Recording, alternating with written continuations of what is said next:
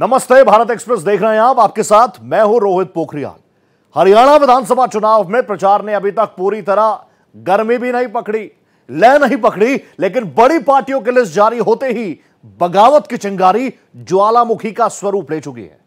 तीसरी बार सत्ता के लिए चुनावी मैदान में उतरी भारतीय जनता पार्टी ने अब तक 90 में से 67 सीटों पर उम्मीदवारों का ऐलान किया।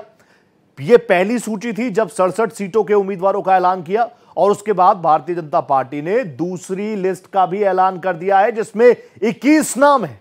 अब वहां पर भी आप देखिए, अपने अपने प्रत्याशी जिनके टिकट कटे हैं वो निर्दलीय चुनाव लड़ रहे हैं।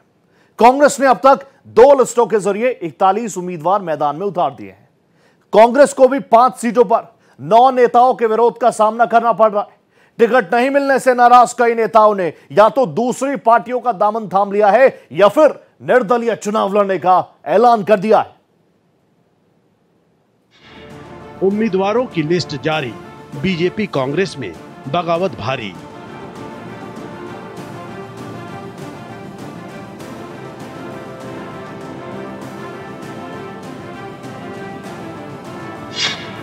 बीजेपी में 29 नेता नाराज, कांग्रेस में 5 सीटों पर विरोध बरकरार।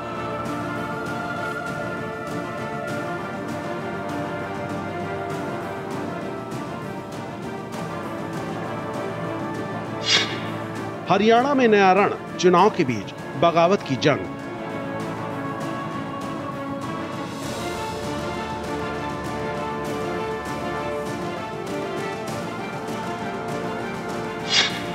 टिकट कटने पर भगदड़, कांग्रेस बीजेपी पर गंभीर असर।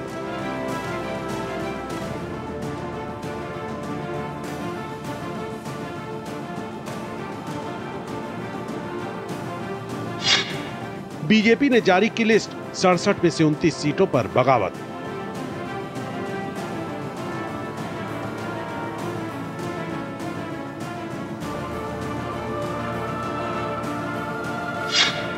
कांग्रेस ने उतारे 41 उम्मीदवार, 5 सीटों पर विरोध में 9 दावेदार।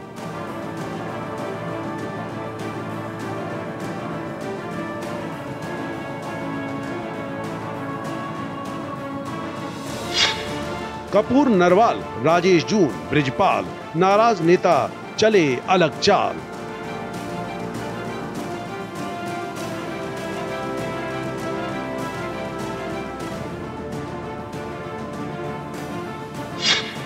सोलह नेताओं ने बीजेपी छोड़ी, कईयों ने निर्दलीय चुनावी ताल छेड़ी।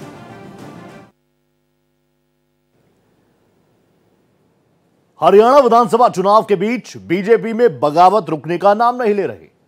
पहली सूची जारी होने के बाद से कई नेताओं ने पार्टी छोड़ने और विरोध जताने का सिलसिला तो शुरू कर ही दिया। इसमें पूर्व मंत्री, पूर्व विधायक समेत 8 प्रमुख नेताओं ने इस्तीफा तक दे दिया। कुछ नेताओं ने बीजेपी छोड़ने का ऐलान कर दिया और उसके लिए अपने समर्थकों की बैठक भी बुला ली। कांग्रेस के 41 प्रत्याशियों की सूची जारी होने के बाद से ही बगावत के स्वर उठने लगे हैं। बड़ौदा से इंदुराज नरवाल को टिकट मिलने के बाद पूर्व मुख्यमंत्री भूपेंद्र सिंह हुड्डा के करीबी कांग्रेस नेता डॉक्टर कपूर सिंह नरवाल ने इस्तीफा सौंप दिया। उनका आरोप है कि हुड्डा परिवार ने उनकी राजनीतिक हत्या कर दी है। हरियाणा विधानसभा चुनाव के बीच टिकट कटने पर कांग्रेस और बीजेपी में भगदड़ मची हुई है। राज्य के इतिहास में यह पहला ऐसा चुनाव है जिसमें बीजेपी में भी बगावत देखने को मिल रही है। बीजेपी की पहली लिस्ट में 67 उम्मीदवारों की घोषणा हुई है। इनमें से 29 विधानसभाएं ऐसी हैं जहां विरोध हो रहा है। वहीं कांग्रेस भी नेताओं की भगदड़ और बगावत झेल रही है। कांग्रेस 2 लिस्टों में अभी तक 41 उम्मीदवारों की घोषणा कर चुकी है। इनमें से 5 विधानसभा सीटें ऐसी हैं जहां 9 दावेदार पार्टी के अधिकृत उम्मीदवारों के विरोध में उतर आए हैं। इनमें से कुछ नेता तो पूर्व मुख्यमंत्री भूपेंद्र सिंह हुड्डा और सांसद दीपेंद्र हुड्डा के काफी करीबी हैं। कांग्रेस में बगावत, कांग्रेस के 41 उम्मीदवारों में से 5 सीटों पर टिकटों के 9 दावेदार विरोध में उतरे हैं। कांग्रेस के 3 नेताओं ने पार्टी से इस्तीफा भी दे दिया। इनमें बड़ौदा से कपूर नरवाल, बहादुरगढ़ से राजेश जून और साढौरा से ब्रिजपाल छप्पर शामिल हैं। इसके अलावा बड़ौदा से जीता हुड्डा, गोहाना से हर्ष छिकारा, बरवाला से रामनिवास घोड़ेला की भी टिकट का विरोध हो रहा है। वहीं गुरुग्राम में पूर्व विधायक उमेश अग्रवाल की पत्नी अनीता अग्रवाल कांग्रेस छोड़कर फिर से बीजेपी में शामिल हो गई हैं। बीजेपी में बगावत। बीजेपी के 16 नेता अब तक पार्टी छोड़ चुके हैं। इनमें मंत्री रणजीत चौटाला, मार्केटिंग बोर्ड के चेयरमैन रहे आदित्य देवीलाल, ओबीसी मोर्चा के प्रदेशाध्यक्ष कर्णदेव कंबोज और शशि परमार पदों से इस्तीफा दे चुके हैं। आदित्य देवीलाल INLD में शामिल हो चुके हैं। इसके अलावा सावित्री जिंदल सहित 11 नेताओं ने निर्दलीय लड़ने का ऐलान कर दिया है। यमुनानगर से देवेंद्र चावला, साढौरा से ताताराम, सफीदों से बचन सिंह आर्य, कालामवाली से बलकौर सिंह, गुरुग्राम से GL शर्मा और नीलोखेड़ी से मीना चौहान के भी बागी तेवर बने हुए हैं।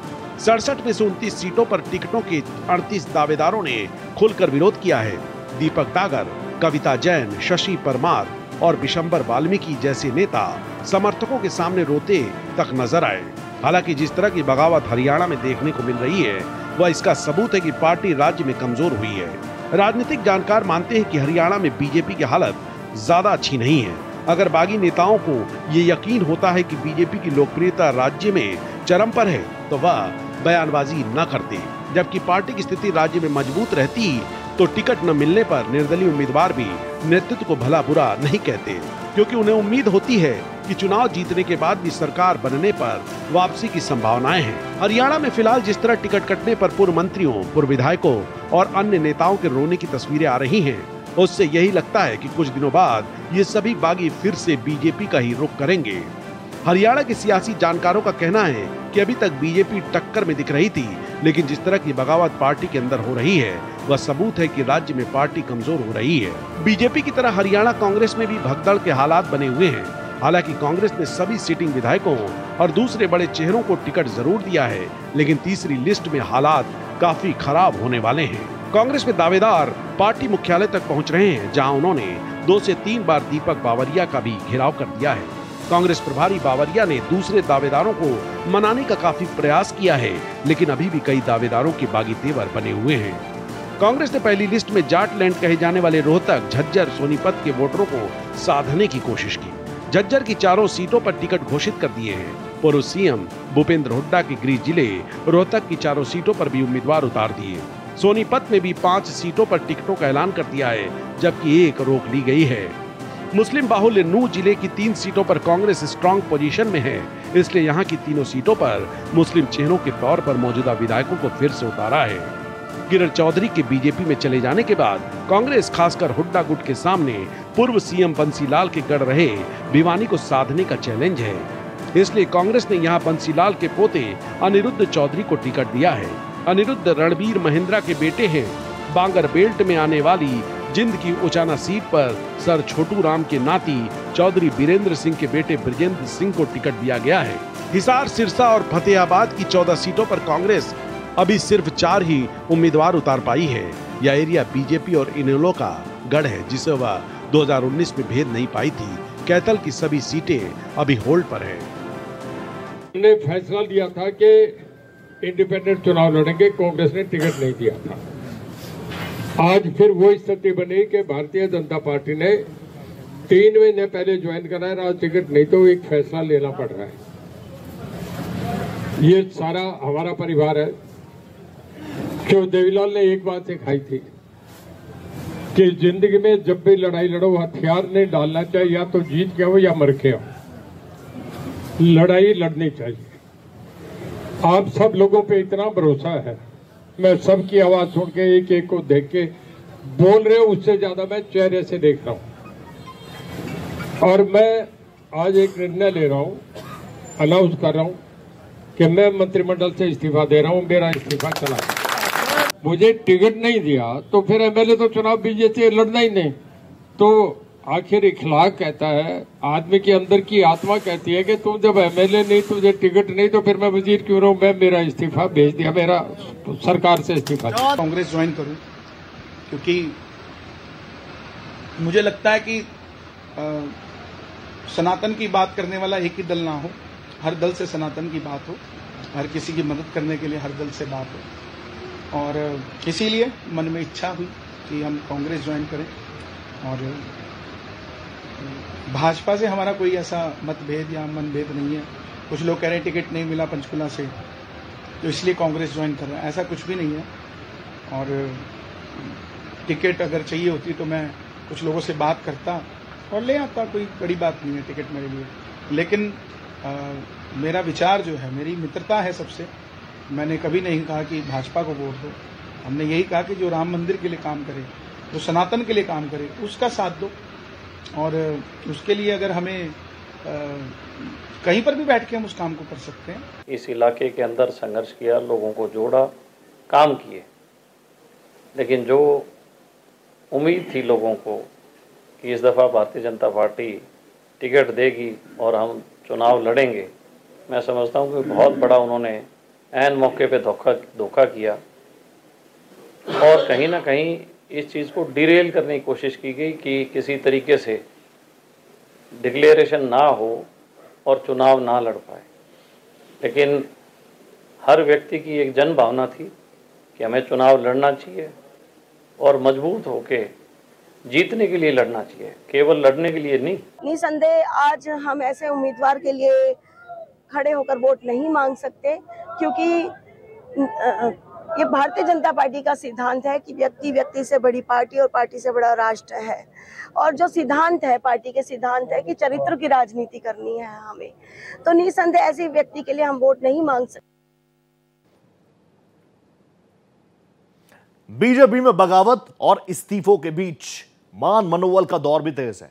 रणजीत चौटाला समेत 10 नाराज नेताओं ने निर्दलीय चुनाव लड़ने का ऐलान कर दिया। पूर्व विधायक शशि रंजन ने बीजेपी छोड़ दी। प्रदेश उपाध्यक्ष कांग्रेस में वो शामिल हो गए। पूर्व मंत्री कविता जैन समेत 3 ने पार्टी को प्रत्याशी बदलने का अल्टीमेटम तक दे दिया। हरियाणा विधानसभा चुनाव को लेकर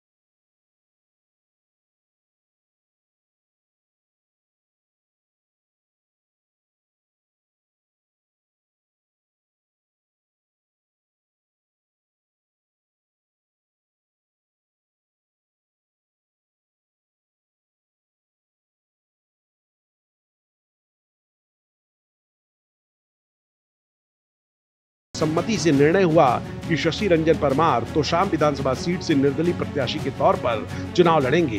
परमार ने कहा कि वो जल्द नामांकन दाखिल करेंगे। बीजेपी के प्रदेश उपाध्यक्ष जीएल शर्मा ने समर्थकों के साथ कांग्रेस का हाथ थाम दिया। दिल्ली में रोहतक के सांसद दीपेंद्र सिंह हुड्डा के सरकारी निवास पर जीएल शर्मा को प्रदेश के पूर्व मुख्यमंत्री भूपेंद्र सिंह हुड्डा ने पार्टी का पटका पहनाकर कांग्रेस में शामिल कराया। दोनों पार्टियों की एक सोच रही है कि जो भी कोई राजनीतिक घराना मजबूत है उसको कैसे कमजोर किया जाए, उसमें कैसे डेंट डाला जाए।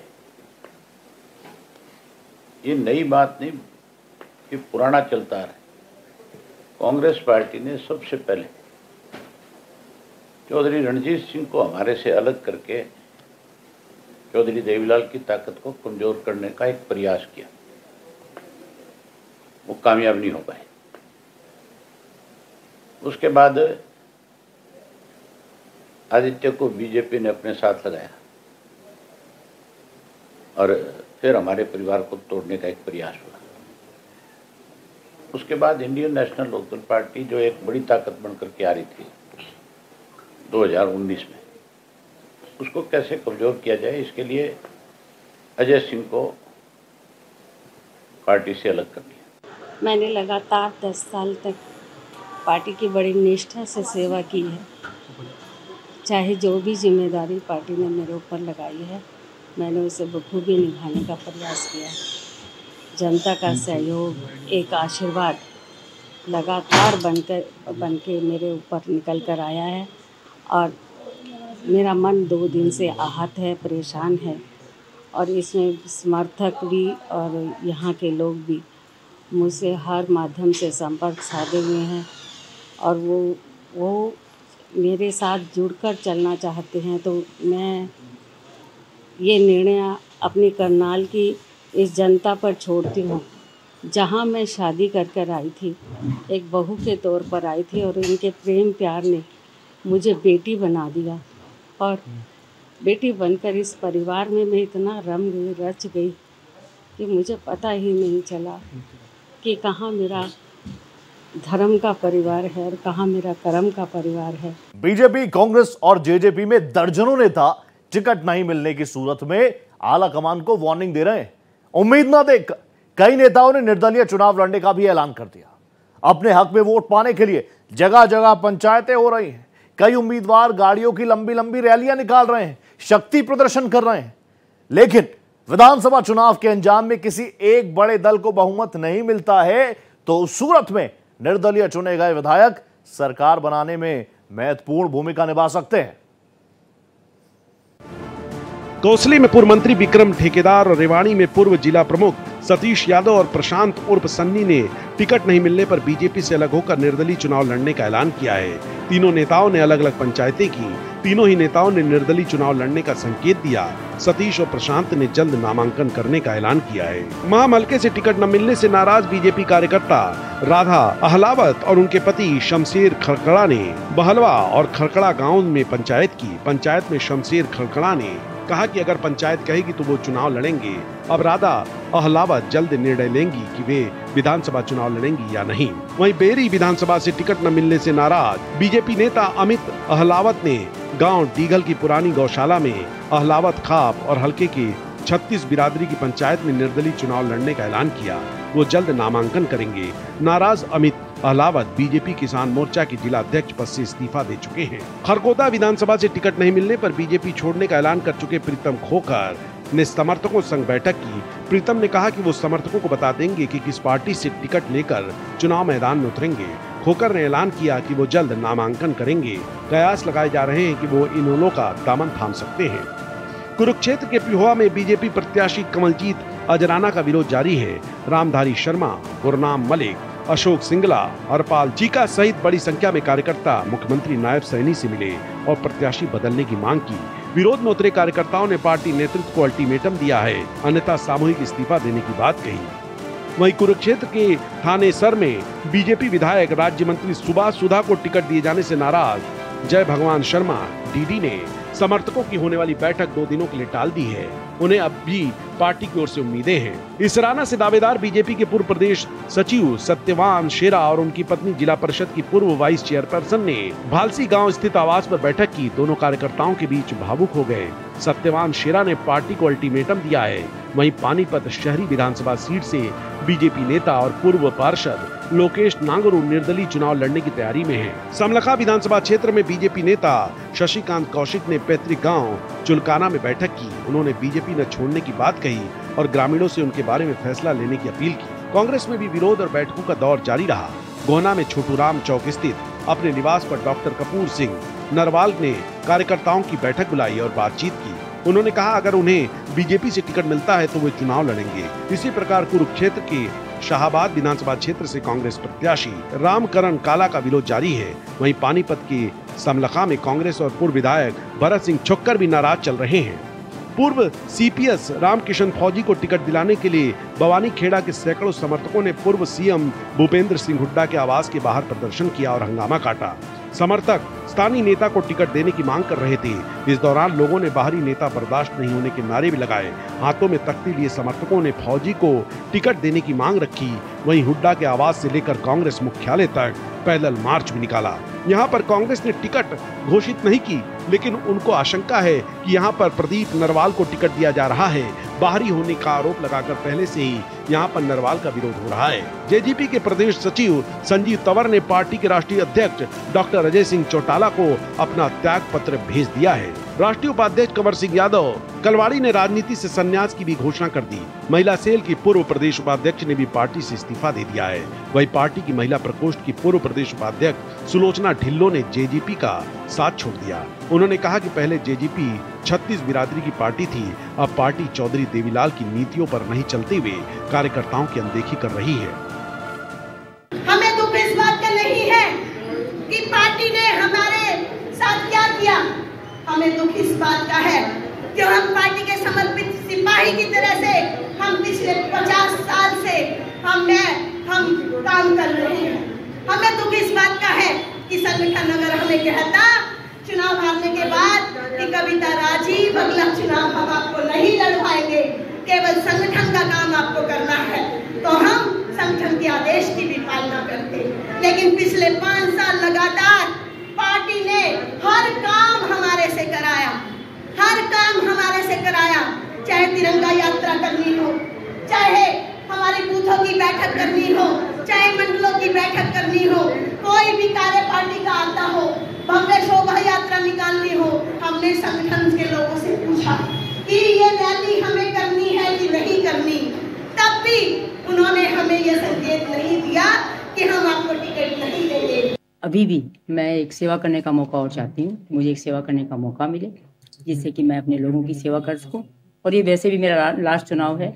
इस समय मैं अपने जो मेरे अधूरे काम है, जो बाकी रह गए कुछ भी, वो सारे मैं पूरा करके और अपने हिसार की जनता के सारे काम कर देना चाहती हूँ। सब करके मुझे भी मतलब मैं भी छुट्टी लूँ और मेरी जनता जो है, मेरे बच्चे जो हैं, हिसार परिवार मेरा खुश हो जाए कि हाँ भाई उन्होंने आके हमारी सेवा की, हमारे काम किए। इस्तीफे का दौर बीजेपी में भी है। कांग्रेस एआईसीसी दफ्तर के बाहर भी हमने देखा बड़ी संख्या में हरियाणा के कार्यकर्ता पहुंच गए।